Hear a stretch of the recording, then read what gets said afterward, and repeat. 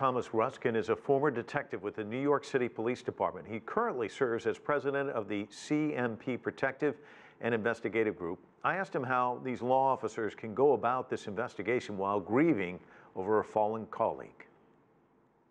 Well, any officer realizes that he or she can go to work any day and get in an active shooter situation or a dangerous situation and potentially either lose a partner or, God forbid, lose their own life. It's one of the realities, and the reality has become much more forefront nowadays with the number of shootings and the amount of violence that's going on in our society. Tom, this shooter reportedly threw smoke bombs inside. That really adds to the terror, doesn't it? Because you have the chaos, the gunfire, and just to imagine these people trying to make it out in a blanket of smoke where you can't see anything. Talk to me about how dicey that is. In speaking to young people, they're growing up in a different reality than I grew up in my day. In my day, it was a matter how you're going to get home if you were drinking, and then you had to get home because there wasn't Uber or Lyft or any of the other places. Nowadays, kids are now worried about what's going to happen to them in schools or now in bars or in movie theaters, and it's a new reality. When we walk into a place now, I purposely look around, not so much for a fire, but if something should happen in that theater, how am I going to get myself and potentially loved ones out of that venue? The Washington Post is out with some rather interesting analysis today. The headline reads that the frequency of high-fatality mass shootings has increased significantly. Shooting incidents where 10 people are killed happened every 4 years from 1984 to 2004. There have been 4 so far this year. What does that tell us? It shows us that the increase in shootings is going up. Statistics are showing it.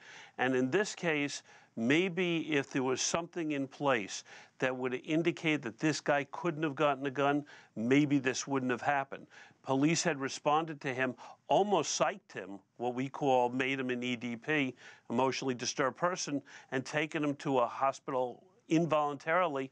Maybe there should have been some mechanism in effect that would have prohibited him, in this case, from getting a gun or at least going through a review process. And Thomas, you were talking about entering a room, looking around, where are our access areas to escape, that sort of thing.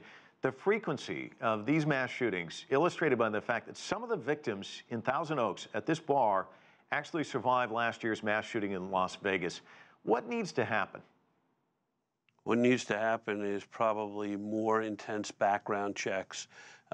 You know, I'm not against someone getting a gun for the purpose of the Second Amendment, but I think that there has to be a much more vigorous criteria for how you get a gun and to approve you to get a gun.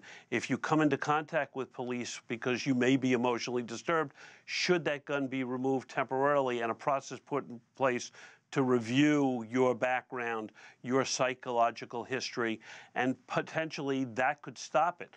You know, also it's see something, say something. In Long's case today, there may have been indication on social media that someone may have seen and called law enforcement to get law enforcement involved again to potentially have stopped the shooting. And then, you know, listen, they talk about armed guards. Long last night shot the armed guard who was in front of the place before going in and causing his carnage.